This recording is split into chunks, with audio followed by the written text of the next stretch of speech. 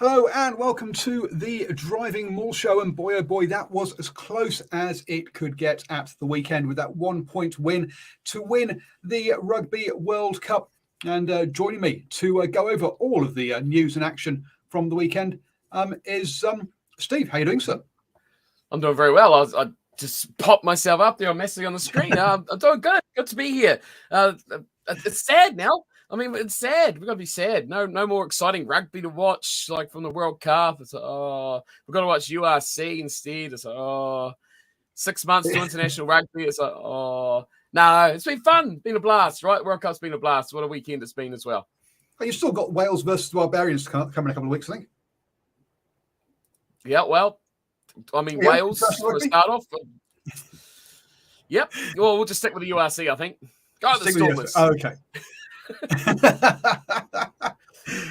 So, folks, what we're going to do, have a quick chat about some news, then we'll go over the games from the weekend, and then we'll have a look at the Rugby Awards as well. And then on that, and lots to discuss, Nations Championship, etc. World Cup expansion to 24 teams. Well, there you go.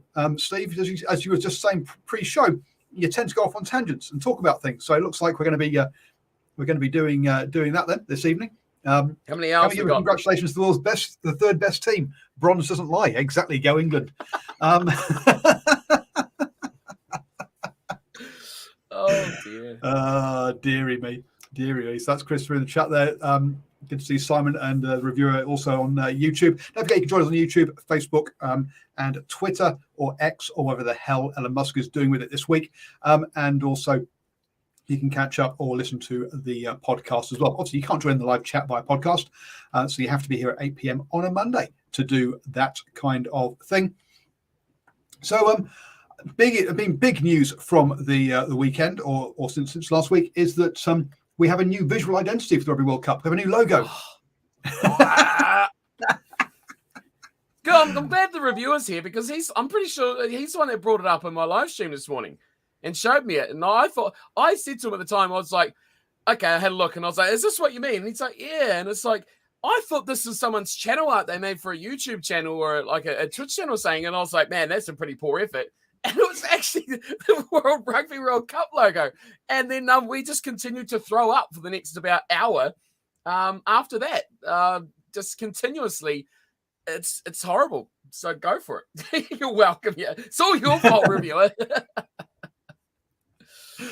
Dylan, yeah, he's not impressed with it either. I'll just quickly share it on screen for those of you who are here and obviously not watching on YouTube, so you can see what we're talking about.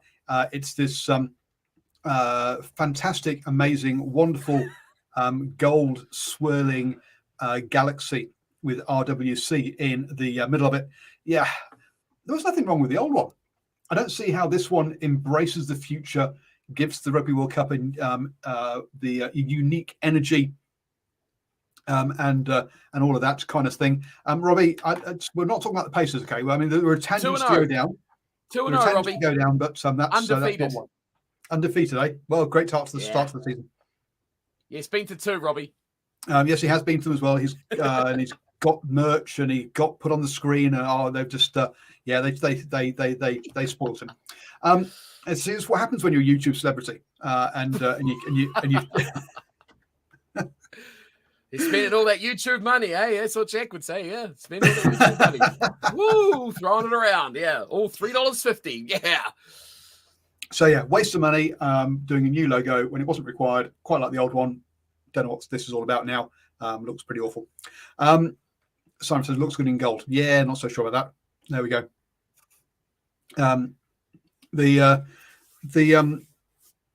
At least brought back the identification as it's a women's World Cup. No, they're still calling it the Rugby World Cup. Just that it's the women's version afterwards, right? They're not changing. They're not saying it's the women's Rugby World Cup. They're saying that the next Rugby World Cup is the women's one.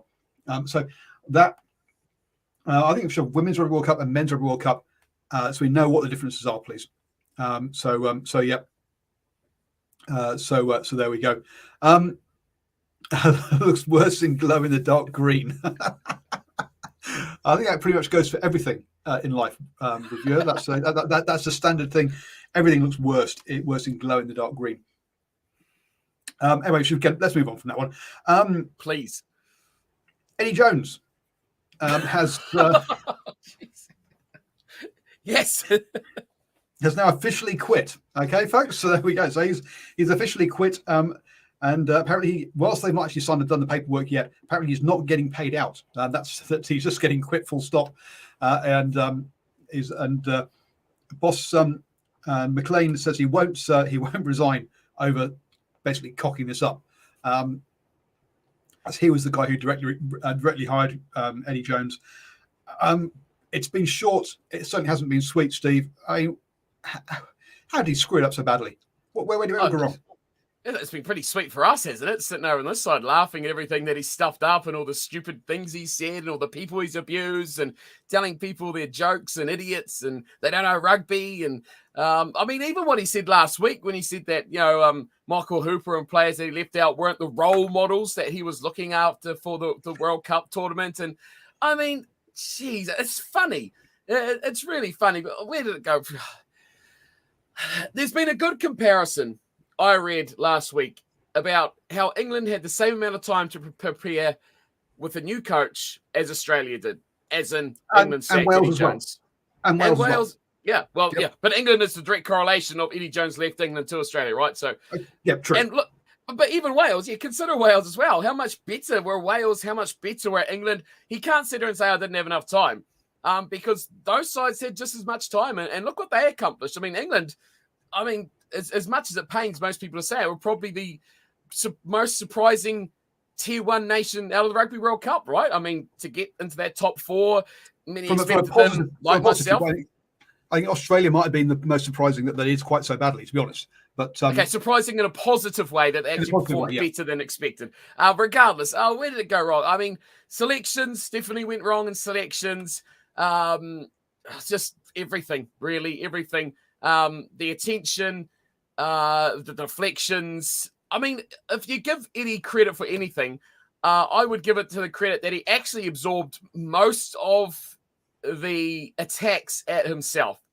He probably saved his players from a lot more heartache than they already took from that tournament. So a lot more criticisms, a lot more that sort of stuff. He took a lot of the heat. So if you're going to credit him for anything, I'll credit him for that. But yeah, a lot went wrong. Everything went wrong. What went right would probably be the easier question.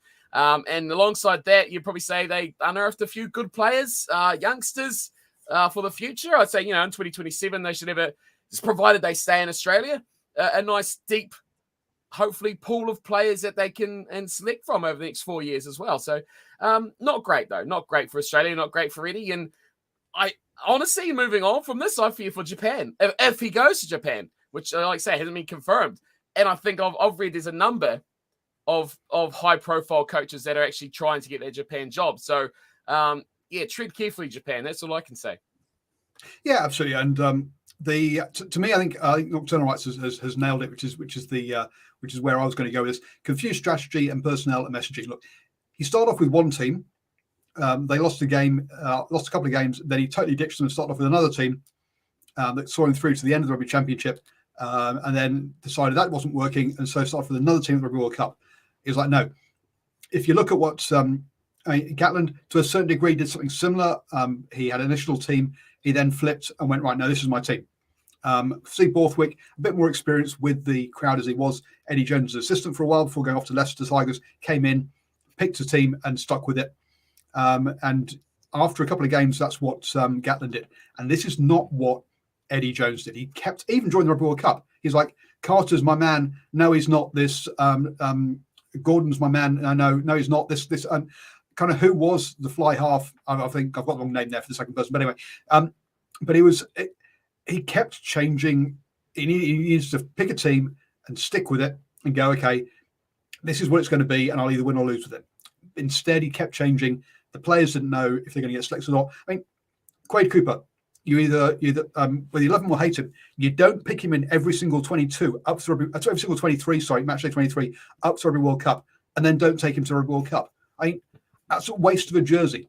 You either keep with him or you have someone else in that jersey.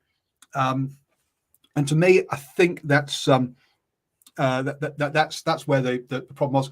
You didn't see that chopping and changing by Gatland, by Borthwick, by the I mean, the Fijian head coach he also only had them this year. He only joined them this year. So there's been a number of coaches that have only joined this year and have done good jobs. And Eddie Jones is the exception to the rule in that case, and that he hasn't. And as Dylan said, I feel for Dave Rennie. Absolutely, Dave Rennie had them. Dave Rennie would have got them out of the pool. I'm not saying he would have got past the quarterfinals where he would have won the Rugby World Cup, but I think he'd have got them out of the pool, in my opinion. He went weirdly opposite to everyone else, right? Because you say like about England. England had a very experienced core through key positions, like your Laws and your Farrells, your Tuolangis, your Marchants. Yeah, they've been around for ages. Mays, a lot of those guys have been around the squad for a long, long time. There was a lot of Wallaby names in there that were new over the last year, had come and gone. He went for all the youth, which it's good to have some youth, but you can't have your youth running your leadership group sort of thing. And when you've got a captain who's, only been back in Australia for a year, leadership qualities unknown, but boy, I kind of felt sorry for him to be chucked in that deep end and have to be the one to, give out all the sorry messages to Australia. Like he's the one that actually, put them in that absolute crap storm. But yeah, number of players, you think like those names there that Christopher's just put in there, like your Cooper, your Beale, your Hooper. What about your Byrne and Foley's? But it's leadership-wise. Yes. Like, instead of someone who didn't even play, like that Jorgensen guy that was injured when he left, re-aggravated the injury, and then got dumped. Have an old guy there just as a leadership sort of quality. That's like throughout this World Cup, the way it's been scheduled, you don't need a squad of 33 players. No. You really don't need it. Why not? Exactly. A lot of teams just typically went with that same squad through most of their games. So it shows you can have players who are a bit more adept at, if you want to go with a younger squad, bring in some leadership. Bring in some guys that are actually going to cover your positions, sure, and they could play the minnows and stuff like that, but are also going to help develop and help take a bit of that strain and that pressure and that, just help them to learn in that cauldron that is a Rugby World Cup. So missed a number of tricks. We learned a lot during this World Cup. That's going to be absolutely useless for the next World Cup because we're not going to have that sort of structure again. But, we live and learn. And I think Australia's got more problems than just Eddie Jones, right? I think there's a lot more in depth going on there at the top for that whole union, let alone. But hey, it was entertaining. I'll give Eddie that. It was bloody entertaining. Oh, not all the blame is on Eddie's shoulders. How he went, because you look at the previous 6 head coaches, each one of them has had a worse result, has had a worse winning result than the ones before. Eddie Jones clearly the worst, as in he didn't win a single game before the Rugby World Cup. His only wins were over Portugal and Georgia. There we go. That's just So look, he takes it to a new low. The one good thing about replacing Eddie is you can't do much worse, right? So hence, otherwise, why would you? Because this is a poison chalice. So they've got rid of Dave Rennie ahead of time. Checker was told basically you're out of here before Rugby World Cup, a bit like Ian Foster's been done with the All Blacks. But he also was a last-minute replacement for someone else who just got fired before him. It's not a very stable job. And they don't have the cash either to go, you know what, we'll give you $1 million or $2 million if we fire you early. There's going to be a whole bunch of coaches who just going to go, no, thank you. We just don't want that crap. In the chat there, Bass goes, Eddie Jones said that the older guys didn't have the hunger desire to die for their country. The older guys just were there for the paycheck. Whatever. I'm sorry, but Michael Hooper's shown that he's not just there for the paycheck. He could easily have gone overseas for paychecks when he didn't. Maybe a Beale, but there are other players there who weren't there just for a paycheck. So no, that's just wrong. That I'm sorry. He might have said it, but he wasn't right. Going forwards, it's going to be interesting to see who they get to replace him. Apparently, they want an Australian. Larkham is being named, but what's he done so far? I don't really, think he wants to be away from family, though. I've read on Larkham. See, Larkham was my favourite too, but I've heard that he doesn't want to do the away trip so much, so he doesn't really want to be in that Wallaby conversation. So that's McKenna. is probably looking like McKellar. Sorry, Dan McKellar is looking like is looking like the most likely one. We'll see who picks it up. But it's basically they're not going to be having a Dave Rennie with super rugby titles, whatever. They're not going to be having an Eddie Jones with taking teams to the Rugby World Cup, that kind of pedigree. They're going to go with someone who basically is relatively untried at this level as the head guy, and let's see if he sinks or swims. England are in the same situation with Borthwick, to be fair. So we will see how that all hands out. Hopefully, they do get their central contracting stuff and reshape it. It's not all about, as I say, Eddie Jones isn't the only reason that Australian rugby is where it is. There's been a good decade or so of it basically cocking up. Look, they've got 2 Rugby World Cups coming up. Please don't collapse like the USA did and have World Rugby have to come in and bail everything out ahead of when the USA collapsed ahead of the 7th Rugby World Cup. We don't want that kind of shit happening. And then it's going to the States after that. So, boy, oh boy, the next 2 Rugby World Cups are going to countries that aren't in the best of shape. Let's be blunt, and need something to head in the right direction. Brad Thorne is the next one. No, I can't see that happening. That would be great. Great. You'd like to see Brad Thorne as the head Wallabies head coach? Why not? I mean, what could possibly be worse, right? I mean, the passion is there, the desire is there, the ability is pretty much there, the respect of players is there. He's kind of transitioned quite nicely into coaching. If he wants it, I certainly wouldn't put him out of the pitch. I mean, like you say, there's not huge amount of other options, is there? There's not, they're not knocking the doors down with top tier coaches wanting the job. And like Dill says, he's coached the Reds. He's been in Australian rugby. Of course, he is Australian, by original birth. So yeah, why not? Yeah, look, and it also has had some good youth sides, but they do, have some problems. And he's won and Brad Thorne has won the Bledisloe Cup before. Yes, but not in green and gold. Just like Finlay Christie's the only Scotsman to make a World Cup final, right? Well, I also Kerr Barlow back for the All Blacks. He was trying to get into the Australian team.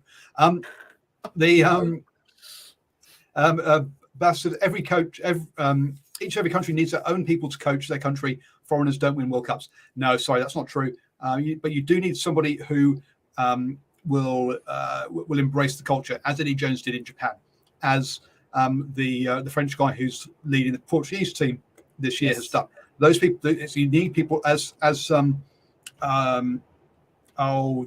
Fiji Sevens coach, the ginger guy, the English ginger person, Ryan Dean. Yep. Look, foreign coaches can work, but they do have to embrace the culture, not try and put their culture into a team. Also got a Lions tour in 2 years' time for Australia. Bloody hell, yes. So I understand why the CEO is not stepping aside, because he's got an awful lot of stuff on his plate. To have someone step in at this stage, pretty late, to be honest, to organise those things, not so kind of cool. Ian Foster has said that he would be, that he is open for offers, and that he will take. He won't rule out working for another country. So yes, Ian Foster to the Wallabies, maybe. Who knows? I can see that going down like a lead balloon. If Dingo Deans wasn't liked, Ian Foster, my God. Well, look at what happened when Steve Hansen helped them out for 2 weeks or whatever it was. Look at all the bloody media attention over that. It's crazy. Yes, but at least he didn't have to be. But can you imagine Ian Foster doing a press conference as a Wallabies head coach? That's what I mean. He's not. Look at it now. At least Hansen didn't. He was just behind the scenes, putting him in front of a press as a. He's not exactly personality plus when he's an All Blacks head coach. I mean, he would be ripped to pieces. So yes, make it happen. It would be amusing, but look, New Zealand needs the Wallaby. It needs Rugby Australia to be solvent. They need them. A weak Australia is bad for New Zealand. Let's be blunt here. Well, 20 minutes on that, which I wasn't expecting to. But hey, I mean, who can't get excited about a new logo for Rugby World Cup? So let's go on. Any other news you want to put up? No, just me not being able to get excited about the new logo. That's me number one for sure. Dear. So yes. First up, then we had Argentina versus England. Actually, one of the things we've been chatting about during this Rugby World Cup is obviously the schedule and how that has impacted the closeness of the games.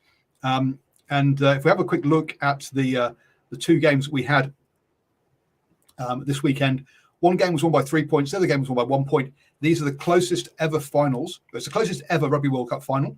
The closest other one was equal. Sorry, with the first one back in 1987.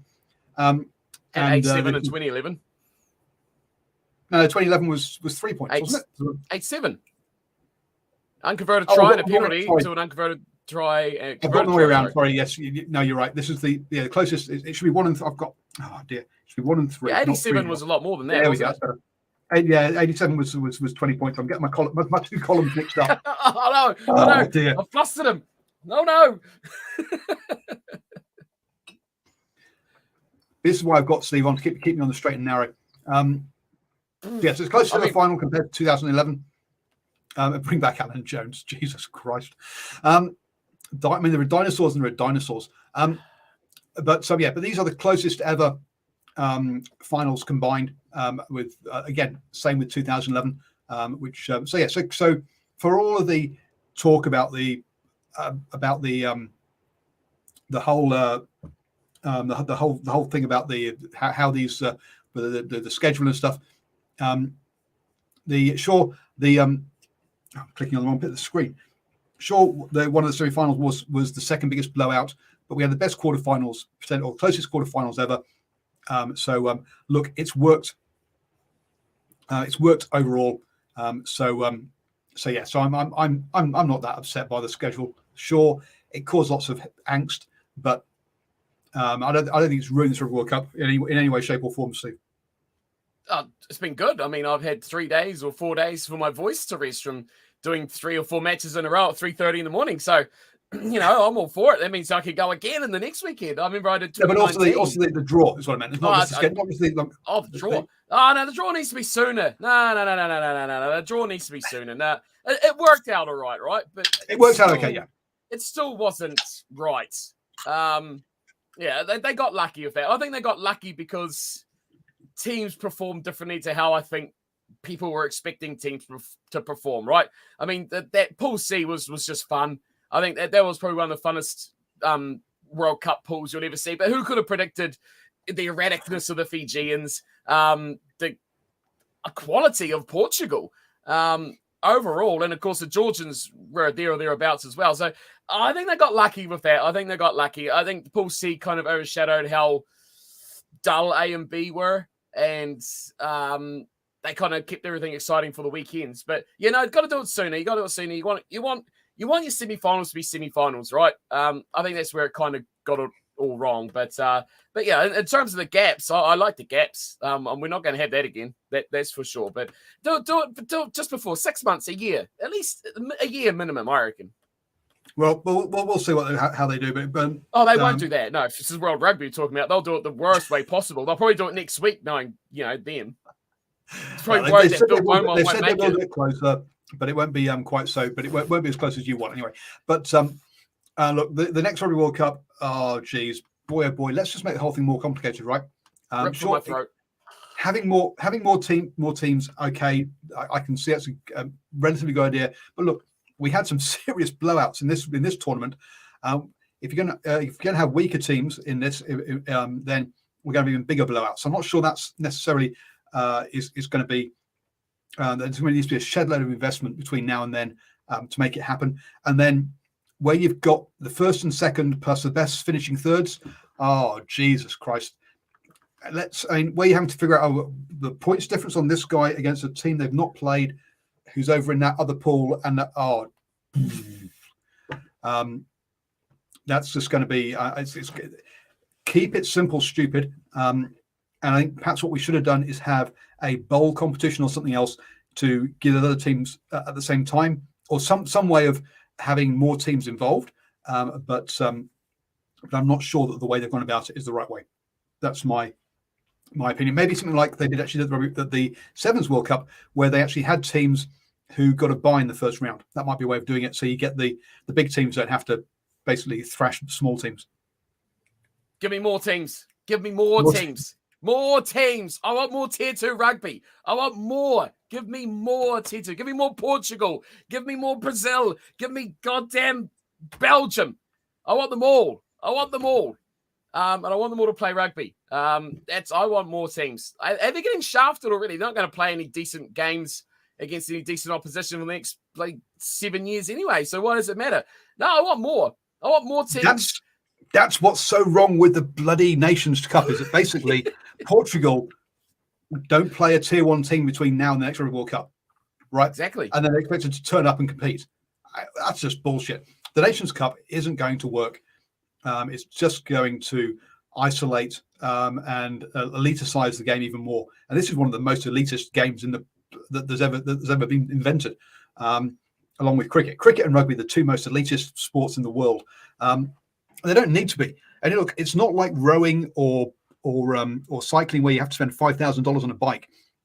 A ball costs you $50, and that's everyone can chips in. And so it shouldn't cost a lot of money to play. It shouldn't be an elitist sport. But the way that it's designed, the way that the scheduling, and the way that this won't give teams opportunities is just a joke. Why were All Blacks tours to Europe such a big draw and so anticipated? Because they didn't happen every year, right? We don't need the tier 1 teams playing each other every year. Why does the Lions work so well? Because there's no Lions tour for 3 years. It only happens once every 4 years. People get excited about it because of that. Less is more, folks, in that kind of sense. We want more teams, but we want less of the same games all the fucking time. Sorry. You're not going to get a respite from me on that one. I agree with you. I agree with you 100%. On the World Cup, though, I would ask you, what was your favorite part? What was not favorite match, or just your favorite memory of the Rugby World Cup? What was your favorite memory of the tournament? You're going to drink beer. I'll go for mine anyway. Okay, you've stopped now. What was your favorite memory? What's going to stand out the most for you with this World Cup? Look, I think it is going to be the people's excitement around Portugal. Actually, to be honest with you, that's the best thing, because the most disappointing thing about the Rugby World Cup for me, well, there are two things. One is everyone is getting so pissed off with referees all the time. That's just bullshit. But the other thing is that it promised to be a breath of fresh air, but we ended up just with the same old bloody teams at the end of the day. At the end of it. I was hoping for it to be a new winner, for Fiji to get further, all of that kind of stuff. But so those are the things I wanted to be excited about. But I think the best memory was Portugal. Yeah, exactly. I think most people we agree. The performance of some of those smaller sides, Fiji, not really as small, but their performance throughout the pool stage, the Portugal. Chile putting up a pretty good fight throughout the tournament as well. Uruguay, really pushing France through that Pool A fixture. All these small teams were our highlights. And, I talked about this a lot yesterday, actually, after the final. The group stage, the pool stage of the World Cup were so fun. They were exciting. They were refreshing. Everyone was positive. Everyone was talking about how good it is to see Portugal, how good it is to see Fiji, performing well. How good now it is, Uruguay is actually scoring some tries. They're scoring points. They're playing attacking rugby. We're learning about guys like Rafael Storti and, of course, our old Mr. Martins in the second row. All these standout guys that now are like household names. Everyone was happy. It was their household names. They've got their 15 seconds of fame. We'll never hear from them again. Well, that's the thing. That's right. Well, I'm not going there, but that is a point as well. But right now, that was the fun part. Everyone was talking about Martins, right? He was like the guy that was just absolutely phenomenal for who the hell's Portugal? Amaya, Adeo, the Uruguayan players, all these guys. Okay, it was fun. It was exciting. It was good fun. Everyone was positive. It was upbeat. Everyone was enjoying themselves. Cut to quarterfinal weekend. What happened? Instantly negativity, instantly hatred, instantly over competitiveness, instantly much more disgust in referee performances. The whole feeling of the tournament changed. It flipped completely on its head, and it went from being such a fun, exciting, refreshing, just enjoyable tournament to being back to the whole, oh, I hate this team. I hate this player. I hate this referee. You don't deserve to be in the semifinals because the referee helped you get the negativity went from 2% to literally 100%. The hatred, like Kubus Reinhardt getting death threats. And now, of course, we've got Wayne Barnes getting them as well. Yeah, just the instant transformation of the positive festival excitement to just negativity, toxic environment in the space of literally a week. I found was just completely, absolutely killed the whole tournament for me. I enjoyed it. It was still fun. I mean, the streams are amazing. I think the stream guys kept my excitement alive, honestly. So reviewer guys like you, man, you kept me well and truly into the tournament. Dills, you as well. But in terms of the rugby and stuff like that, man, just social media is toxic as all hell. It was bad. And it was just so plain to see. That was my positive and negative. Where literally the pool play to the finals, the knockout stages, just complete contrast. And I hated it. My interest went from super excited. That weekend, the quarterfinal weekend was really fun. Don't get me wrong. But boy, after that, when you get to what's supposed to be your pinnacle, your standout period, no. It just killed it. Absolutely killed it. Yeah, you're right. I think you're right. The pinnacle was actually the group stage, and one of the reasons why actually I keep off. I've given up on Twitter, to be honest with you, and I don't really mix much in Facebook rugby either. I do Facebook purely for my my wooden stables and stuff. I don't really do it for that. So I've kept off a lot of that stuff. I mean, when you see some of the articles posted this final game, worst ever refereeing or most inconsistent refereeing performance ever, you're like, oh, for God's sake, no. I understand why they're giving them those titles, because that's what gets the bloody clicks, but it's just bullshit. And people who are writing that and putting their names behind that, sure, they're like, oh, I don't write the title, I just write the article. It's your name on it, mate. I'm sorry. And you're getting paid for this. You've chosen to do this contract to write this way and to have that person do that. So it's your name on it at the end of the day. And yeah, they're doing it. Sure, it's done because they've got to cut through all the noise and get that clicks, but it is just bullshit. Absolute bullshit. And there are a bunch of pundits as well who are like, oh, well, I've got to be a shock jock, basically, because that's how I get paid. Well, fine. If that's how you want to get paid, then, well, if you can look yourself in the mirror, then yeah, well done. Because you shouldn't be able to with that kind of crap. So there you go.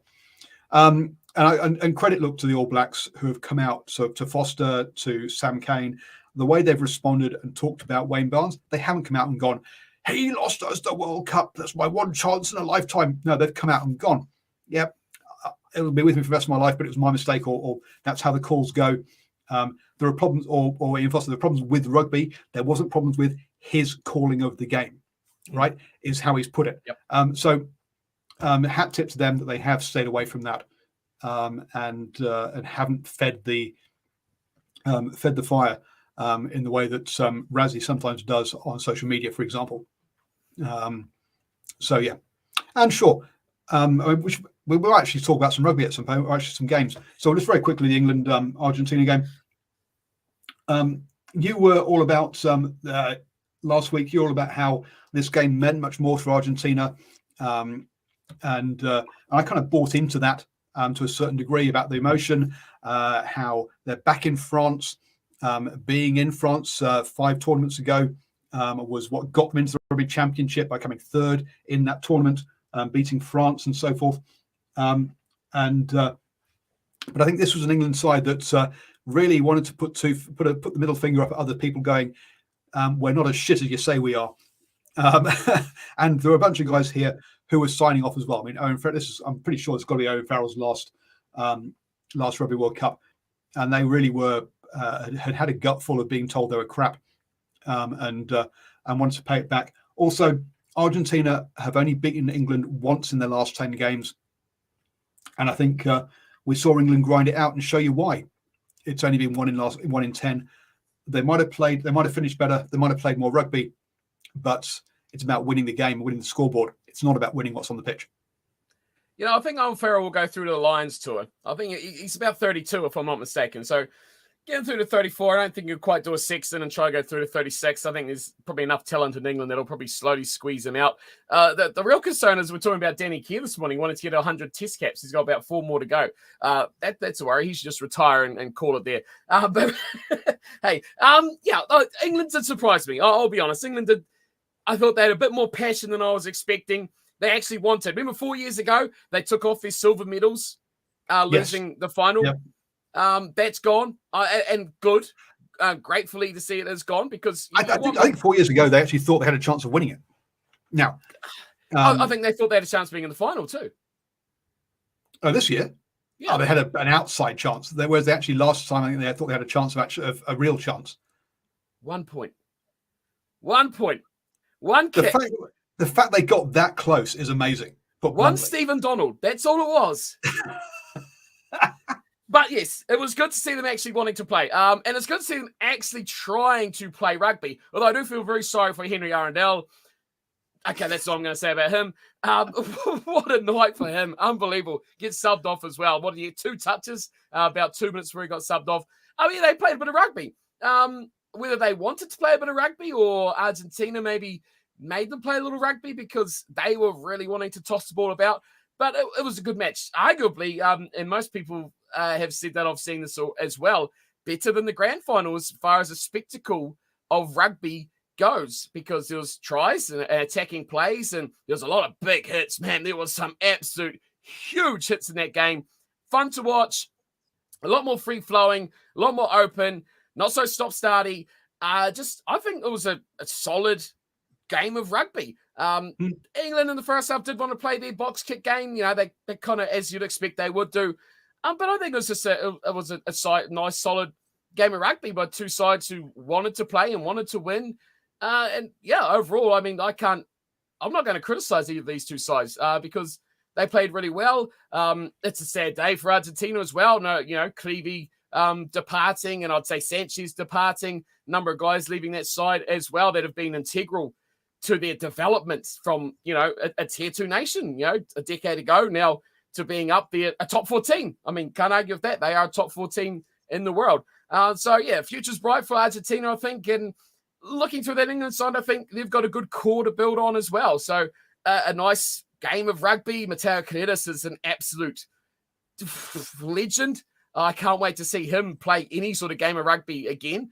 And we found a lot of cool, exciting things to look forward to in Argentinian and, to be honest, for the Northern Hemispheres, for English rugby as well. A lot of young guys, Theo Dan, punching players are getting away with it. Has to be applauded to not be noticed. But no, a great game. Young hooker really stood out. A lot of young players. Underhill hadn't played the whole tournament. Probably almost best player on the paddock.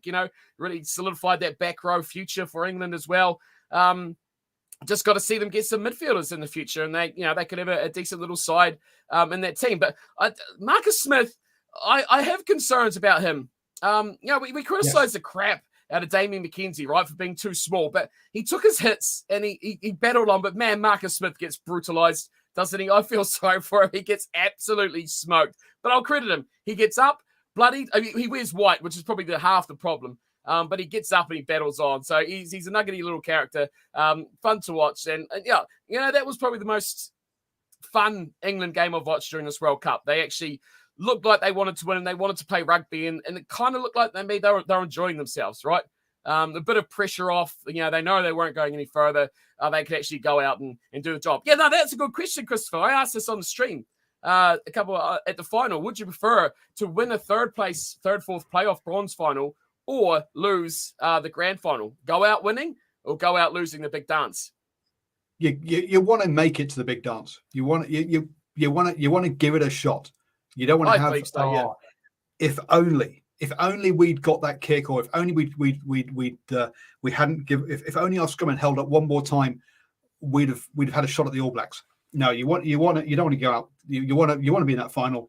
Now look, England, as you say, it's down to those loosies, your Underhills, your Earl and Curry, 14 turnovers to 6, and that's kind of where and get ahead on the scoreboard. That's where England kind of won this game, in my opinion, was using scoreboard pressure and not letting Argentina put too many phases together to use those really dangerous those dangerous backs. Absolutely, but we should really talk about the final at some point. So let's move on to the All Blacks versus the Springboks, and again scoreboard pressure here. Really, South Africa scored all their points in that first half. All the points. I don't think I've ever seen a game where a team has won by penalty kicks. So they slotted 4, and yet the All Blacks only gave up 5 penalties. Which is the All Blacks discipline. Sure, they picked for a red card and yellow card, but only 5 penalties. So your discipline here in this game actually was very, very good. Just when they got it wrong, they got it seriously wrong. In Sam Cane's situation, was he a bit? Was it a bit harsh on him? Sure, but by the law and how it's ruled, that was what he had to. That's why it was a red. But I mean, yeah, discipline for a team that's had the most yellow cards during the tournament and whose discipline has been poor, they actually seem to fix discipline here.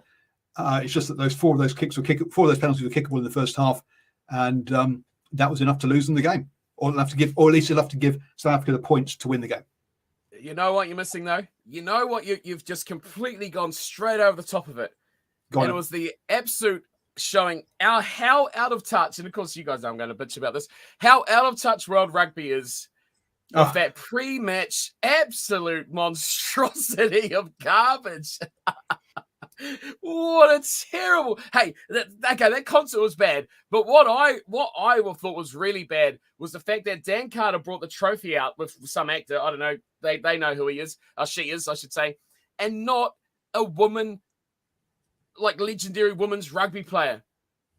How have you missed a massive trick there? You've got a legendary men's rugby player, Dan Carter, I don't care, French, New Zealand, English, doesn't matter what nationality he is, a legendary men's rugby player, bring the trophy out with an iconic women's rugby player, an actor. You're just out of touch, World Rugby. You're out of touch. Rugby fans don't give a crap about what movie was it? Oh, it was some movie. They don't care. They don't care about some high-pitched singing looking man who doesn't know whether he's really a man or not. I mean, when the crowd is sitting next to him and they don't have their phones out recording it or even taking photos, to me, that screams of they don't care who the hell he is. And I had no idea who he was either. It was just, it killed the crowd, right?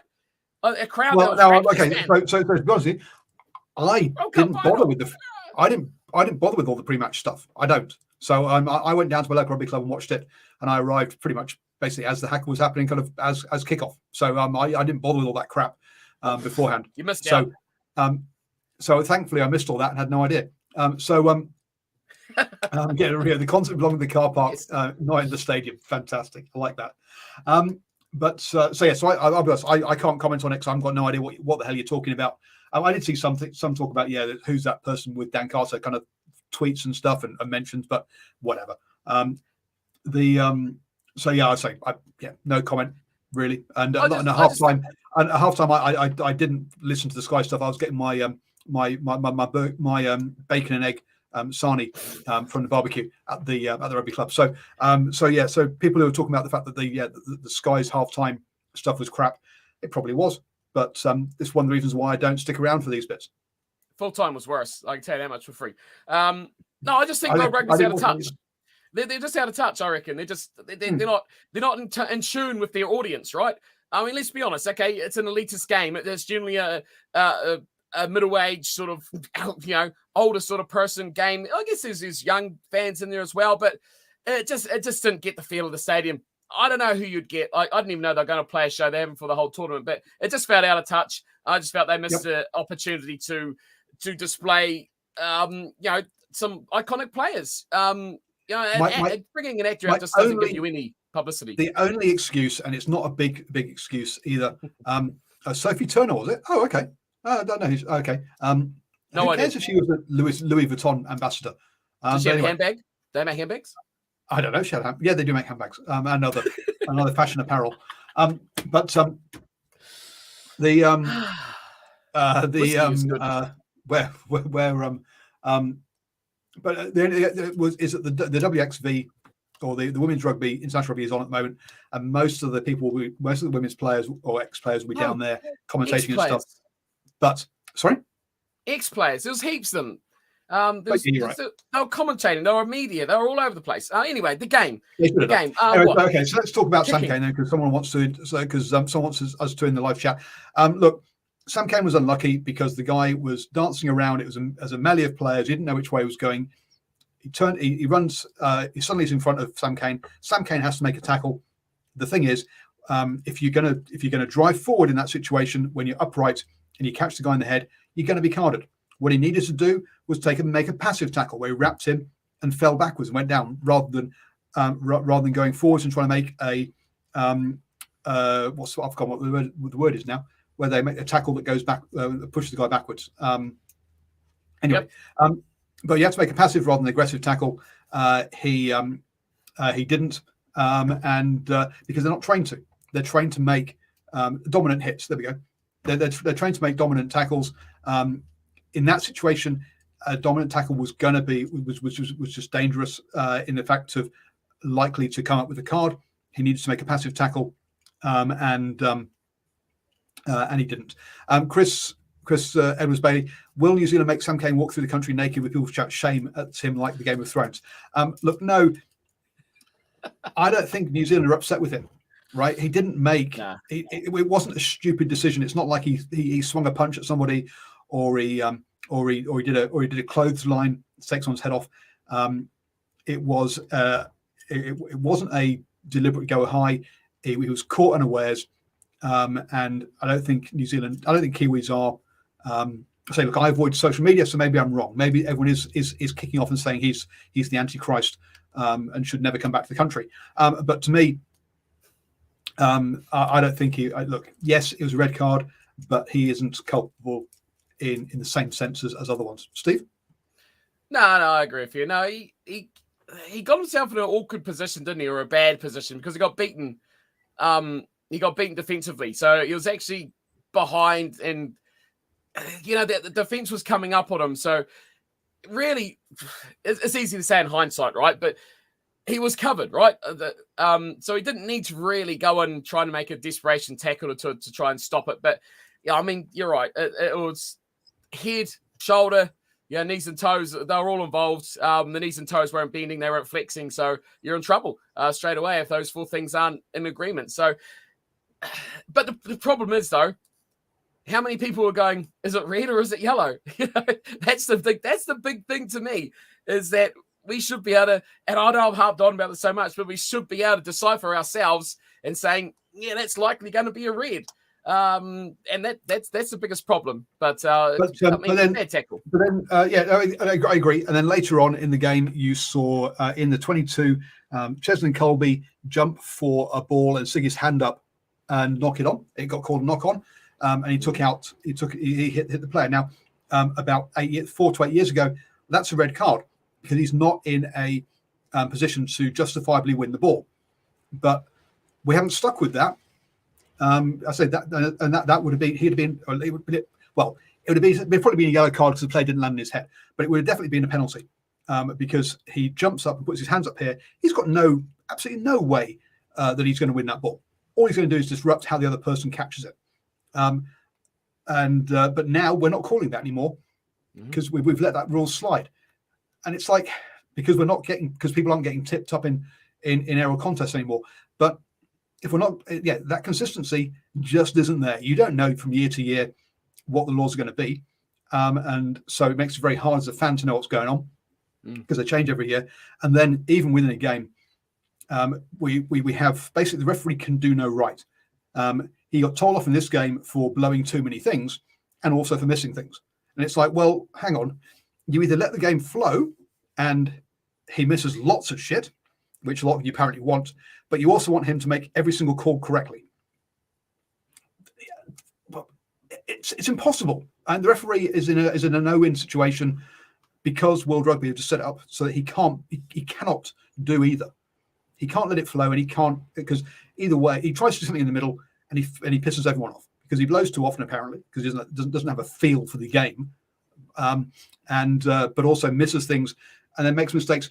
He admitted to Ardy Surveyor that sorry Ardy, having seen the close-up slow-mo replay, you did give there was separation. Sorry, at real speed, not close-up, but from where he was, it looked like Ardy hadn't released the player in the tackle.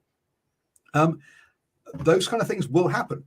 He's just calling it as he sees it, and everyone's like, "Oh, he should have been able to reverse his decision after seeing that." Well, no, that's the laws don't say that. They're not allowed to do. It's not like he's allowed to review every single thing on the big screen afterwards.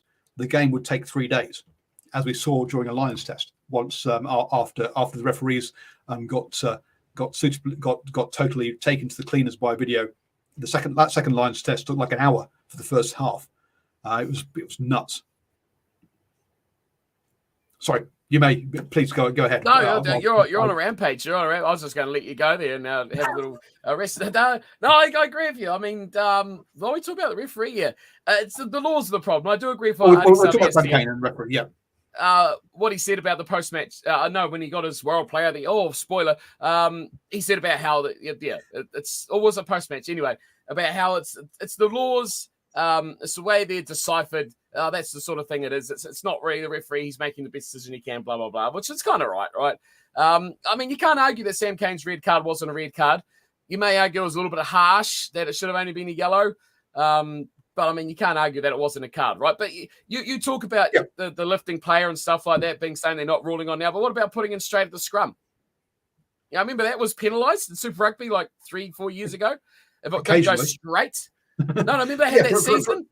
Remember they had one season where they absolutely nailed it. If it wasn't dead-eye straight, it was a penalty. But yeah, I mean, that's what I mean. And then it's scrapped and it's gone. And then we had this big emphasis on high tackles. Then we had a big emphasis on the intentional knock-ons. Then we have the big emphasis on this and that. And then it goes away. So yeah, the laws are the problem. By trying to cover up their tracks, they make it more complex by going around the backyard to cover up something else, and that's the biggest problem.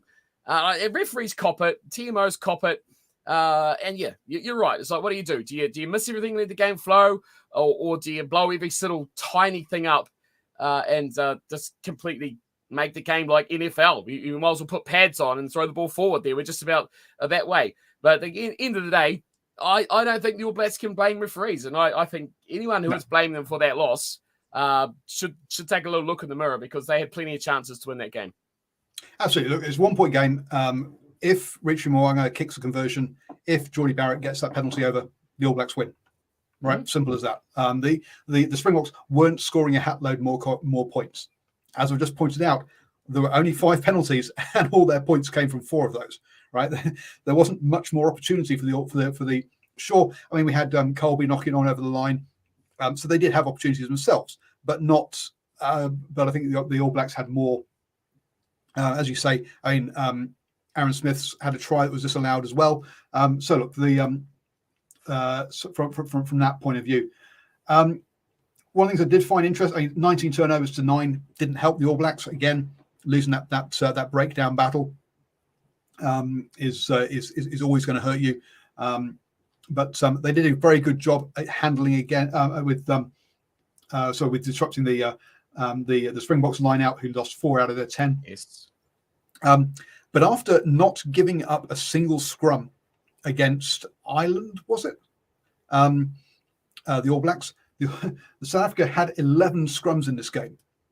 It's like, wow, okay, handling certainly wasn't up to the level it was during that quarter final. So some things were going wrong. Also, what I found interesting here was the kick length. When England were playing South Africa, pretty much all of their kicks were contestable. If you look at the way that the All Blacks are playing, they're kicking about 5 to 10 meters further, about 5 meters further, so that the player basically hits man and ball. They're not trying to do contestable kicks. They're trying to tackle the guy just after he's caught it to set up a ruck. which is a different tactic, a different way of going about it. England showed you, South Africa have got short wingers. You should be doing contestable kicks. The All Blacks, I think, missed a trick there because their kicks were the number of times the man was hit, man and ball, was very good, and you could tell that was their tactic. And I think that perhaps was a mistake there. But where at the end of the day, as we've already said, they had the opportunities to win this game. They just didn't take them. I mean, where did the chip kicks go as well, which they predominantly use very, very, very frequently throughout pool stages, quarterfinals, semifinals as well, just to break up that space between defensive line and the back three covering for long kicks as well. Just kind of puts them in two minds, whether to go deep or whether to go shallow, and just adjust their lines as well. Did we see? Oh, no, we did see Adi Savia almost scored off one close to the line, but very few of them compared to what we normally did. I mean, moments, the game was moments, right? If that bounce of the ball went the other way, we would have seen a very, very different sort of game. But I think both of these two teams were extremely reluctant to play in their own half. And you did notice the closer you were to T22, the further those box kicks went. So that was, contestable kicks went out the window. If you were 5 meters out from your 22, it was just get as much length as you could and smack along. I think what really interested me is that the All Blacks forwards, I thought, at a set piece time, was very good. Like you said, they turned over a lot of line out, which was very surprising. I think Ebenezer had probably his worst game of the World Cup. Mostert was pretty much almost invisible. The scrums, Inche comes on, Inyekani come on, Tamati Williams and Nipo Lalala come on, and it's like, hang on, the All Blacks is still pushing at the scrum. This isn't part of the script. You know what's going on here? This is what's supposed to happen, especially after England, where Inche and it wasn't Inyekani in that instance. It was Vincent Koss come on, and they were phenomenal. Didn't have the same impact at all. That won that game. Exactly, yes. Scrum penalties won that game. Yeah.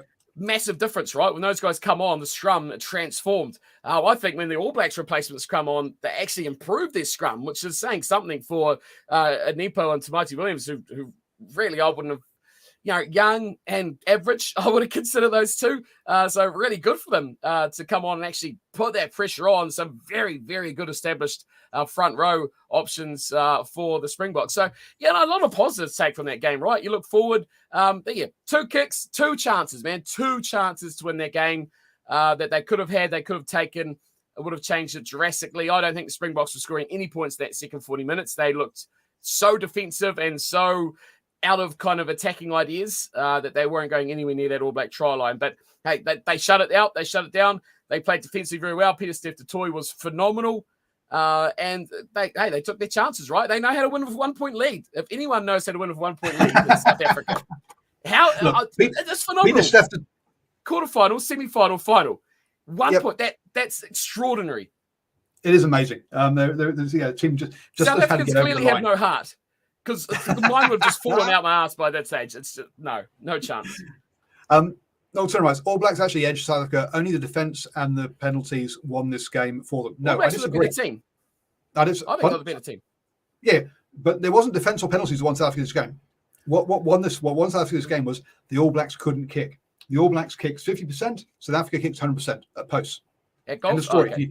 If you don't kick at posts, if you can't kick your goals, you lose the game. And we've seen South African sides before go with someone who can't kick and lose games that they should have won and be the better team.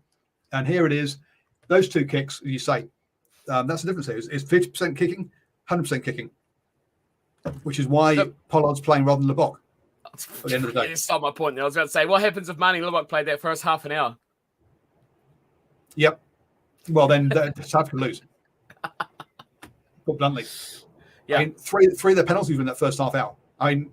Exactly. Yeah, there was a very integral part towards their win that opening period where they went out to that quite comfortable lead. And the All Blacks threw away penalties too, right? They kicked to the touch a few times, looking for the 5 pointers. I didn't think that was a good idea. That was a bad idea against what is a very strong South African pack. Why? Take the 3. Take the 3. The big positive from this whole game was that the rugby gods stopped the rain. And I thought that's an omen. That we've got an omen from the rugby gods. The rain is not falling. It's going to let us have a, not dry, but at least not falling rain match. we should have if we keep the ball off the grass, the old dew and slippery, blah, blah, blah. But, it wasn't pouring with rain. It was raining when they did the anthems at the start. It stopped. And then as soon as the match ended, it started raining. I mean, if you're religious or not, the rugby gods are real. Heard it here first. So 11 knock-ons for crying out by the All Blacks. Oh, the grass is still wet. They didn't get the hair dryers out. Anyway, let's quickly. We need to knock off the. So that's the end of the Rugby World Cup. Oh, a couple of stats basically, but well done to Will Jordan being the top try scorer with 8 tries. But boy, oh boy, he had a crappy final. For one of his worst game in years. His handling wasn't good. He only had one. He was the worst, fewest runs and fewest run meters by all the backs. Poor game for him. Can you pick out any player that actually had a good game? Who had a good game? Oh, Peter Smith. And you got 30 men. Okay, you got more than that. You got 46 men. Who had a good game? The toy. I think Talia had a decent game, but maybe my expectations are lower than they should be for him. But that's just my bad, really. In all honesty, I would like to point out that actually that. Who do you think was South Africa's top try scorer? Jeez, they probably only scored about 4. Yep, I would say it's a Beth. No, top try scorer was Corbus Reinach, who wasn't in their final 23. Their next highest, the next highest one was Mapimpi with 3 tries, not in their match day 23 for the final. Yes. Romania again, though. Their best. So they have Aaron Faree, Colby, LaRue, Williams. Again, 2 of those were not in the match day 23 either. Actually, one maybe. Actually, sorry, Dion Faree wasn't. Yes. So actually, yeah. So 4 of those were, but they've all got 2 tries each. And actually wasn't. So yes. So interesting there that they weren't high scoring in this tournament. Let's be blunt. Top conversions, Ramos with 21. Top penalty goals, Owen Farrell with 14. Buffelli next with 13. Top drop goals, George Ford with 3 and Owen Farrell with 2.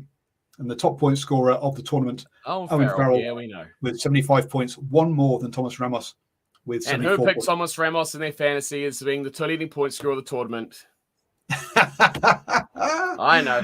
Oh dear. Hey, can we put some hate on Sky Sport while we're here, since we're just putting a bit of killer on everyone? Dion Faree come on in the 3rd minute, right? Bongi Manami got that that injury from Frizzell falling in that ruck when he whatever. Yeah. But the commentary team, expert commentary team, Nisbet and was it Muliaina or who else it was going on how much of a hard grind it's going to be for Dion Faree to play 77 minutes at hooker for South Africa. This is going to really hurt the Springboks, having to have this guy play 77 minutes. Do they not watch the other games? Mbanambi played 80 minutes, start to finish, in the semi-final. He played start to finish in the quarterfinal. Because Faree come on in the back row in both of those finals matches, and possibly even in the group stage. They didn't look that far back. These are professionals. It's your damn job. I know that. Not just some loser sitting at home watching it on TV or the computer screen. That pisses me off, honestly. That's just one thing that I've noticed. The more sharp-eyed would notice more. But it's just stupid stuff like that. It's not a big deal. These guys play 80 minutes. They have hookers that can play 80 minutes. They have halfbacks that can play 80 minutes. It's not a big deal to play 80 minutes anymore in those high contact or high movement area positions anymore. True. I guess my thought was that he's not a full-time hooker. He's not a full-time hooker. He's a part-time hooker, and that this was going to be a real problem. And this could be a problem for them in that sense. And perhaps that showed it on their line-out stats, which we talked about how they performed poorly there. So maybe they didn't get the platform they would normally do from that with a full-time line-out thrower. Maybe that did hurt them. They were talking fitness-wise though. Fitness, playing 80 minutes, fitness, staying. Oh yeah, fitness-wise, fine. I wasn't concerned fitness-wise. I was thinking skill-wise as to what they're going to lose. Now, as we've already said, at scrum time, who cares? Because it's just thrown into the back of the scrum anyway. Straight on the lock. So yeah. So Israel Dag. He was in tears at the end. I mean, I look, the whole crying thing, right? It's all well and nice and passionate, whatever. Players, I can understand. Fans of the game that are about their team, you're in the atmosphere, right? I understand fully. Some ex-player sitting in a studio billions of miles away, I mean, come on. You're supposed to be professionals. You're the cutback for when all else fails, right? To go back to these guys, all the professionals. He was biased as the night is black. What does Sky want from their punditry, right? Do they want good analysis and things like that? I just thought over the whole finals period, he was pretty poor. Just that, even Angus Tartvale was Angus Tartvale? No, it wasn't Tartvale. It wasn't Tartvale, the other guy. I can't remember. It was a prop anyway. He was a bit more reasonable and solid. So he kept about it and tried to talk as best as he could. But as a prop, he didn't have much great conversation. But Dag was just a shocker, absolute shocker. Yeah, terrible presenter. I agree. He's a shocker. Put him in the bin. They want. Thank you. They want names who the general public recognise. That's the problem.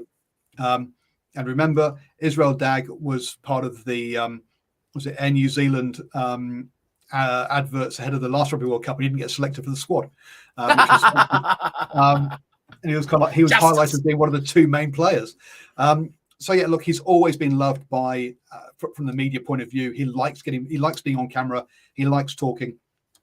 Don't even start us on Wheeler. Oh, but he's but we don't. Yeah, we like racist jokes, though, don't we, in New Zealand? That's why. Oh, ouch. Well, his joke about the Japanese player. Remember? No. What is this from years ago?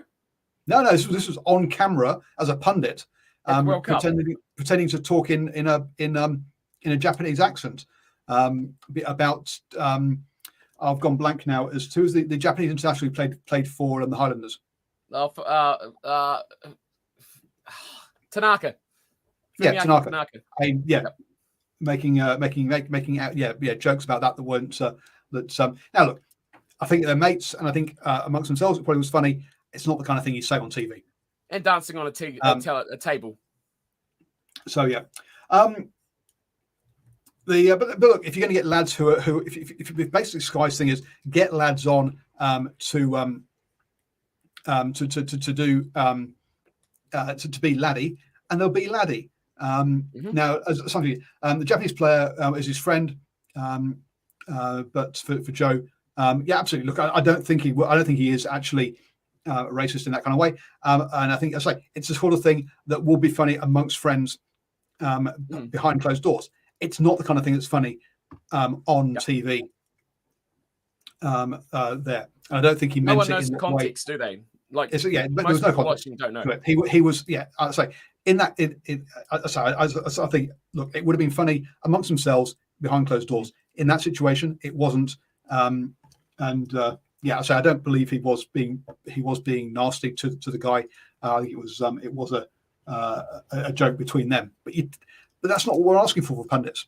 We're asking for insight. We're not asking for laddie in jokes. Agreed. Well, I'm not anyway.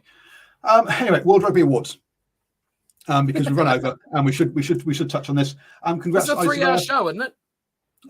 It can be, I guess. I need more whiskey before that, though. I'm almost out. Dylan, anyone notice Sky didn't have any international pundits in the studio? Yeah, that's because they do it from New Zealand. They don't go over to France anymore. And they didn't have any, did they? At all? They didn't have any. Yeah. No. And there are no international pundits here in New Zealand to do it. I'm not going to fly them over here. That costs money that they don't have at the end of the day. So no, they're not going to. Currently Sky's a penny pinching sports broadcasting organisation. Absolutely, it is. And they are unfortunately catering for the lowest common denominator. On the one hand, look, that's if you're going for laddish behaviour, well, that's what you're trying to go for, right? Which is what they're trying to do with players like Wheeler. They got the bants. We want the bants on TV. Sorry, but no, the bants is for the club rooms. It's not for the TV. World Player of the Year awards. Which is why again, it's not just New Zealand. Haskell, I think, is an atrocious pundit. I just hate that kind of the Bants, Lord of Bantonville. It's like, oh, for fuck's sake. It works really good in a podcast, right? And a lot of those guys do podcasts, and it works well on that because you are kind of just chatting, chewing the crap, as they say, with mates, right? And that's the kind of atmosphere, that sort of talking is really works well. I know, like Paul George does one with the NBA podcast. Pete, if you haven't seen it and you're an NBA fan, it's a phenomenal podcast. But if he was on TV talking to these guys like this, it would be shocking. But he's just talking about experience and stuff like that. It's the same thing. You know, these rugby guys on podcasts talking about experience, stuff like that. On TV, when you're broadcasting a game, it's bad. There's a difference between interviews. Yes, exactly. That's what I'm saying, yeah. And punditry for a game, right? Yep. For an interview, you can do that potentially for a long-form interview. For a short-form interview after a game, no, it's not about bants, which, again, is why some of Sonny Bill Williams' stuff comes across as being as kind of like, mate, you're getting paid, but you're not professional. It's so obvious. This is just that he's not professional. Is he gonna get sacked, you reckon? I don't know whether he went. Look, it's part of the bants. It's part of the we're human. Part of the humanizing the players kind of thing. Sometimes it works. Sometimes it doesn't. Not all of his stuff is bad. Some of it's okay, but some of it is just mate. Yeah, I agree. You're a professional player. You put a lot of effort into being a professional player. You're very, very good. You need to put the same effort into being a presenter as well to be good at it. It's a different skill set. Yep. Get on to the World Rugby Awards. Come on. I keep trying. Congratulations, Ollie Surveyor. Other nominees: Bundyaki, Anton Dupont, Eben Etzebeth. Look, Etzebeth has had a really good season for South Africa. Bundyaki, one of the players of the tournament for the Rugby World Cup, I think. And some other there. Dupont, well, he's always there because he's just very good, but didn't kind of click, and it doesn't help having your face smashed in halfway through a tournament and not having your normal outside back there. So I understand why he struggled a bit. Or we've talked relative speaking here, okay? He's still very good. Just wasn't superstar good like he normally is there. So, I guess over a season, probably one of the better players, actually. Yeah, I'd say. I mean, he's always a high standard. I don't have anyone else who I can think really who else, anyone you think should have been on that list. No, I mean, we talked about this, I'm pretty sure, didn't we, a couple of weeks ago? Someone quizzed us on stream about this, and yeah, they were three of my picks. I kind of went with Khaleesi over no, I did go with Itzebeth. Though you took me into Khaleesi, didn't you? You thought Khaleesi being captain and his resurgence. Well, no, I said player of the tournament would be Khaleesi. Yeah, that's right. It was tournament. That's right. You're right. Player of the tournament on player of the year. So it's slightly different. Salvia, look, consistency-wise, he missed like one game against Uruguay, if I'm not mistaken. Maybe Namibia. Might have been Namibia he missed out on. So he played every single game of the whole year, World Cup, Rugby Championship, all through the whole thing. That number 8 jersey, literally, they would have had to get the heat gun out and the scraper to get it off his back. You know, it was that peeled on there. So yeah, only player I'll probably consider him closest to would be Bundyaki, but that's on his World Cup performances. Not seeing enough of him domestically or Six Nations wise, but he seemed to be fantastic through there as well. Looking at highlights that I've seen, only international games count. Domestic stuff doesn't. So, but yeah, again, it doesn't. Even though it's of the year. I'm pretty sure this is of the international rugby of the year. Right. But he's the only one I'll put close. Itzebeth was good, pitches and patches. But again, South Africa, and this is the problem with fantasy when you're picking a team as well. South Africa didn't play consistently, guys, for 60 minutes, especially in the forwards. You know, you get 40, 45, 50 max, and then you're back on the bench, right? So you don't get a chance to really dominate a whole fixture. Dupont's injury hurt him. Great up till the World Cup. Yeah, losing into Mac was huge. Didn't have the impact he would have liked. Didn't have the finish. I thought the World Cup winner would have had an impact as to who would actually pick up the award. But no, Xavier took it, rightfully so. I think that's fair. Aki second, Itzebeth third, Dupont fourth for me. Yeah, looking back over this, so Van der Fleer, before that, Dupont, before that, Peter Steph-Toy. So look, we've had 3 back rowers in the past 4 years. Before that, then we had our fly half domination of Sexton, Barrett, Carter, Retallick, Reed, the only other number 8 ever to get it, Carter again, Dissautoir, Richard McCaw, Shane Williams. So over this Shane Williams.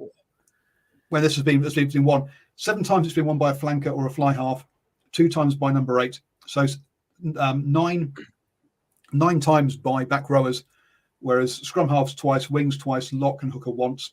No fullbacks have ever won World Player of the Year.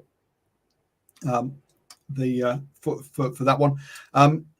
Interesting that sort of the back rowers there have won it 9 times out of however many it is. But it's the kind of it's actually that's a good point. Yeah, a prop has never won it either. We had one hooker, the very Keith first Wood. one, which was Keith Wood. Yep. Yes, knowledge. Back in 2001. But no prop has ever won World Player of the Year. Interesting. Tamati Williams will win it. Well, on to Breakthrough Player of the Year, won by Mark Talia. And as I've been saying, he's been outperforming what I think he should. I was all for Lester Vainuku playing, but boy, oh boy, Mark Talia has shown us why he's ahead of him in the last couple of games. Actually, for this Rugby World Cup, to be honest, he's played very, very well. Louis Berry of France, Mani Leboc, and Tamati Williams were the runners up in that one, or the nominees. I'm happy with that one again. I guess there's again, look, this is tier 1 players or tier one awards. Really, let's be honest. There are, as you say, a number of players from the tier 2 who could have been in there, and it doesn't, and it's going to scream out that in the next award. Unless you've got something to say about Breakthrough Player, Coach of the Year. Nah. Sorry? Yeah, Coach of the Year, Andy Farrell. Tamati Williams was never going to win that award, was he? Ever? God, no. I think that was between Talia and Leboc for me. And look, and Tamati Williams isn't a starter, exactly. Whereas Talia is. And neither was Barry Berry either. He wasn't a starter until, for some reason, he pinched out over Valère in the second game of the World Cup. But Valère started versus the All Blacks, and then I don't know if he got a niggly injury or he just got swapped out for a minute game. He impressed. He stayed in, and he stayed in for the rest of the tournament. Credit to him. Yep, well done. World Coach Player of the Year, Andy Farrell. Look, I mean, he's been going well with Ireland over the last few years, so you can get that, especially as Wayne Smith got it last year, obviously for his for what he did with the Black Ferns. So you can understand why they want to show Farrell some love for what he's done over the last sort of 3 or 4 years with Ireland. Before that, Simon Middleton for England's won it.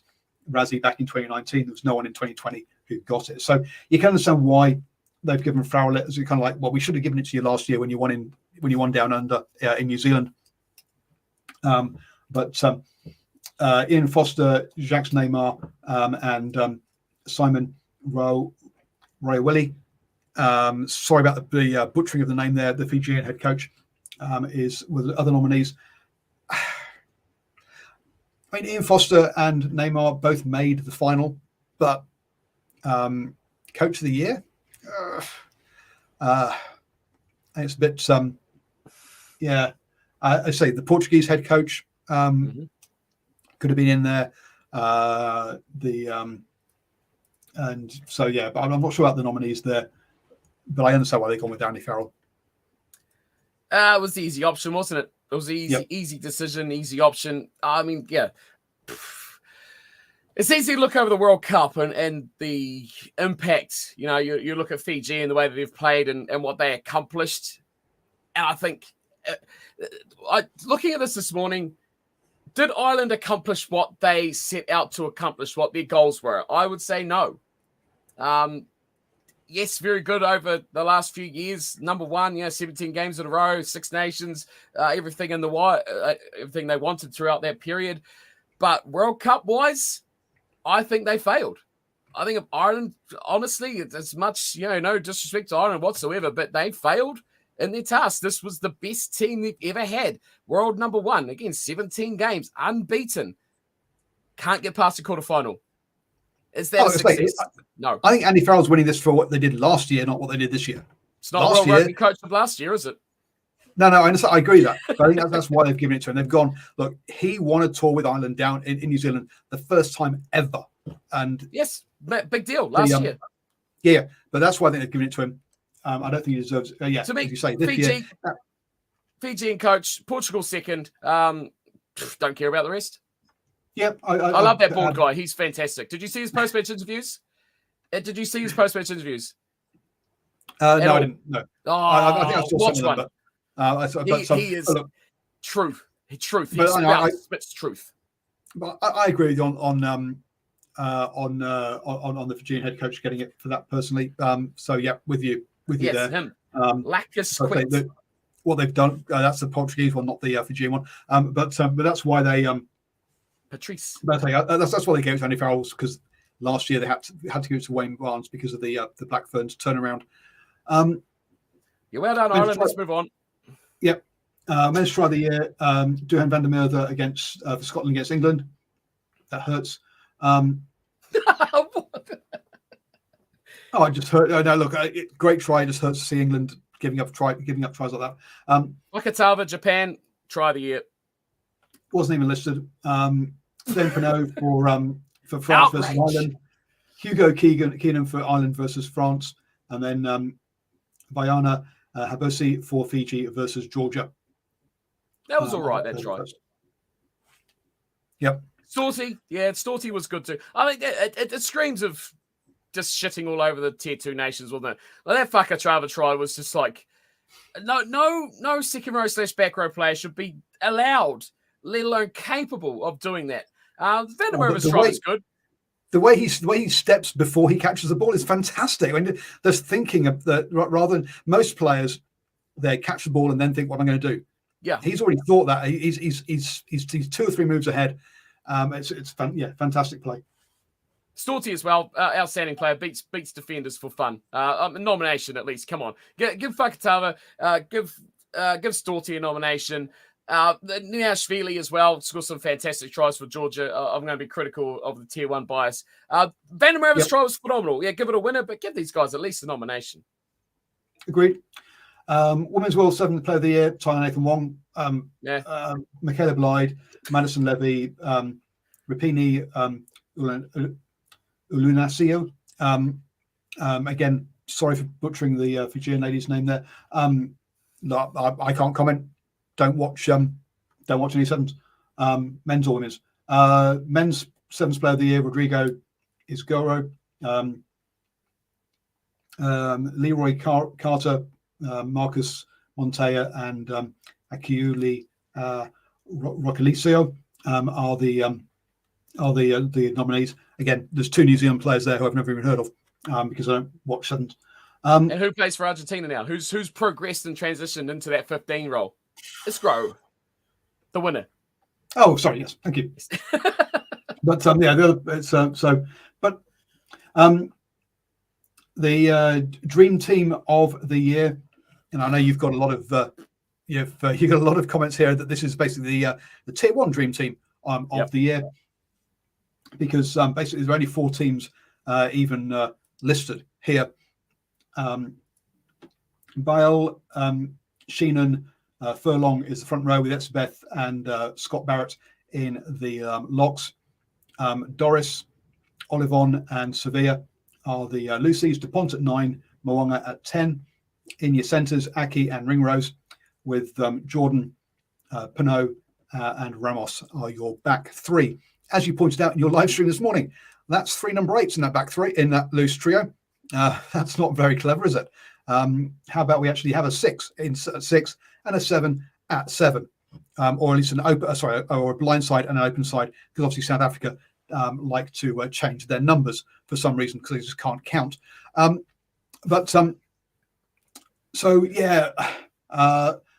One South African in there who are the world champions, which is interesting, and only team players from the top 4 teams.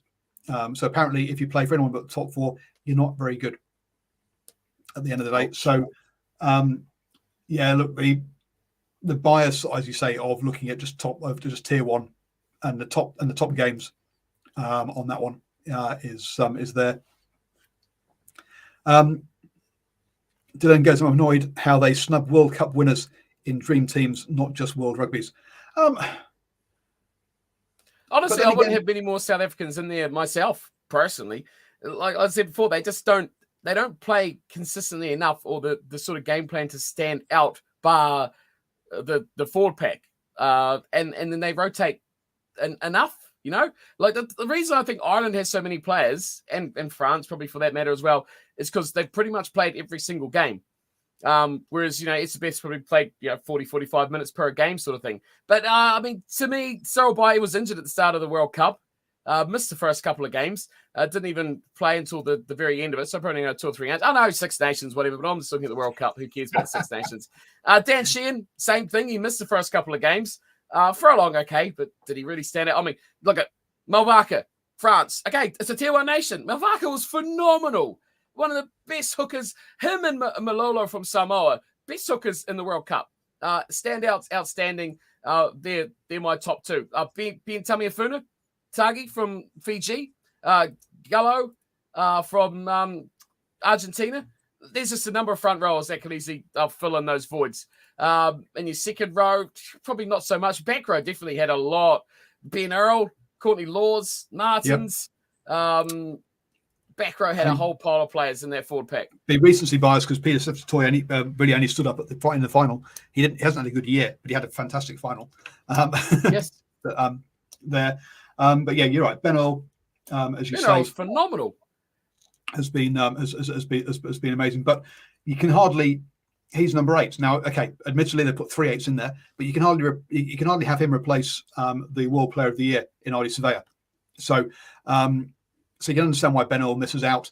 I just can't understand why Doris and Olivon get included. Pick 2 other 8s. Just get rid of Caelan Doris, who was literally trash, especially against the All Blacks. Probably the worst player in a green jersey. Tajir, a phenomenal Portuguese player as well. I mean, there's a stack, especially at hooker, real standouts. But like, so many players were absolute standout favourites. I mean, what about Tide Byrne? What did he do wrong throughout the tournament? McFarlane from Samoa, Takitaki Valu from Fiji was brilliant as well. Botia, Adeo, the Uruguayan back rower, who's I'm pretty sure signed for the new Miami franchise in the MLR. A number of guys that could fill those 6 and 7 spots, especially if they don't want to go up those 3 8s. It just screams of like, who's the biggest name, right? That's the biggest problem I've got for that. And I understand in Jordan and Pernod, the top 2 try scorers of the World Cup. So you can understand why they're there. And Ramos is a massive part of that team at fullback as well for France. So I understand those ones. Gary Ringrose, did he do much at 13? But then again, did anybody for that point of view? 13 hasn't been a particularly standout position this year. You can pick 3 number 8s. Why can't you pick 2 12s? Well, true. Exactly. Owen Farrell could go there. As a 10. I think, honestly, number 10s, who stood out as a 10? Farrell? I mean, Ford for the first 2 games, but apart from Farrell, did any other 10s really, really tear this competition apart? I don't think so. I would give it to Farrell. Sure, his team played a boring brand, but he was the linchpin of that boring brand of rugby, scored all their points, directed the team around with his tactical kicking. He was instrumental. I would have him as my 10. I'd have Aaron Smith as my 9, but as a 10. But, I mean, again, a number of key players. Arata, phenomenal as well. The Portuguese guy, Marquez, brilliant guy as well, phenomenal player. So, Kuravoli for Fiji, why he didn't play more minutes, I don't know. Instrumental against Australia to play. So, again, easy to just go, the best performing top tier 9-10 combo was Smith and Mo'unga. I don't think Mo'unga was the best number 10, and I think a lot of number 10s are pretty average. Then a bunch of awards and honestly, distinguished award, well done, George Narodesi for Georgia. International Rugby Players Special Merit Award to John Smith. Okay, whatever. Yes, he got a bunch of test caps, but he's decades ago now, it feels like.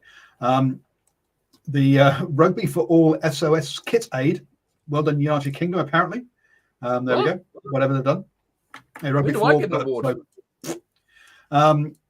Now, World Rugby Referee Award goes to David McHugh, who. So why isn't he doing the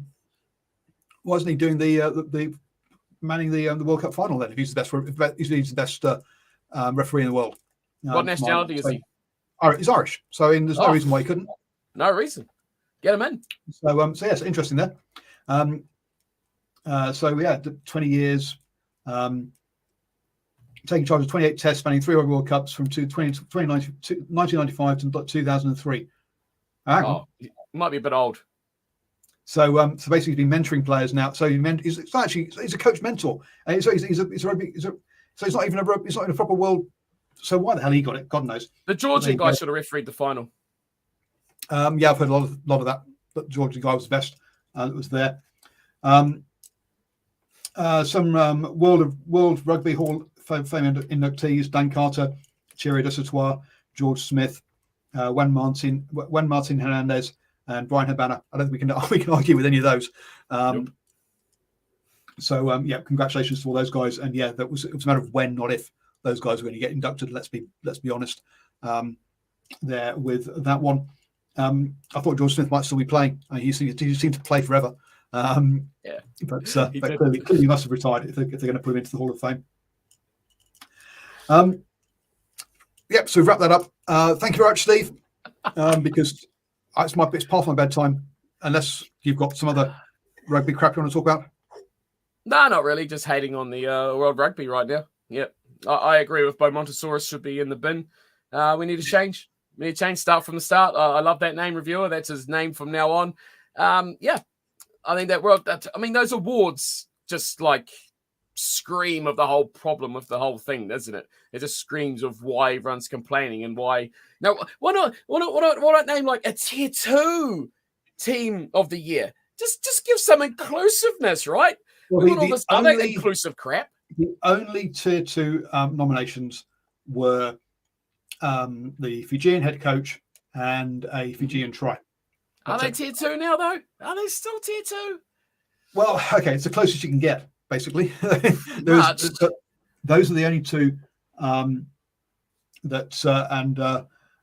I mean, Georgia were there because the try was scored against Georgia, but that's about it, really. Clutching at straw, absolutely. But that's only because Fiji weren't allowed to play any tier 1 teams apart from England when they beat them before the Rugby World Cup. True. Because all the other ones are scared. At least England gave them a game. Fair enough. Not arguing with that. Look, little quick rant before we go. Go. The All Blacks have played one game ever in the. I'm empty beer as well. One game ever in the Pacific Islands, outside of New Zealand, in their entire history ever. That's a farce. That was a fun game too. Farce. Sorry? That was a fun game. I remember that. Yeah. And they were embarrassed into doing it. They didn't want to, but a New Zealand, I've gone blank as tweet. It was Campbell, wasn't it? A New Zealand basic TV presenter went on a massive, basically embarrassed the New Zealand rugby, and then they made Samoa pay $1 million to actually have the game anyway. Why the All Blacks, the Maori All Blacks, and the Wallabies don't play one game every year in the Pacific Islands before the Rugby World, before the Rugby Championship as a warm-up game, does my head in. It's obvious. It gives them extra games. It helps grow the rugby there. When New Zealand went, they didn't pick anybody from the 2 Super Rugby franchises that made the Super Rugby final. I remember a lot of people were thinking that Cody Taylor would be a one-cap wonder at that time. He's gone on to do some great things, but he wouldn't have gotten. That's how he got his opportunity, because other players like Dan Coles were in the final that year. Make it happen, because for all this kind of like, it's the Six Nations teams that are causing tier 2 rugby to not be included. Please, I'm not saying they're overly inclusive, but other countries could do more without that much effort, in all honesty. There we go. So anyone who's actually stuck around for the 1 hour 34 minutes to get that rant, well done. Thank you. And clearly you love us. So head over to patreon.com/NZ Sport Radio to give us a bit of financial support, so we can actually help pay for our streaming software and stuff, and maybe get Steve Steve some lights because he's in a dark, dingy room there. You're in the gloom. Maybe it's the fact you got a black flag behind you and a dark blue flag. There's just you need some vibrancy. Up the paces. Woo! Hang on. I can turn these lights around. There you go. Is that better? Oh, brightness. My eyes. Brightness. There we go. We can actually see you now. See his beautiful face, folks. So thank you, everybody. Stay safe because, hey, boy, oh boy, while Steve's had some wonderful sunny weather down by him, my camera's going to overheat. It's been, what's the word I'm looking for? Rain and wind and all that kind of stuff here. So stay safe and catch you all next week. Thank you. Bye.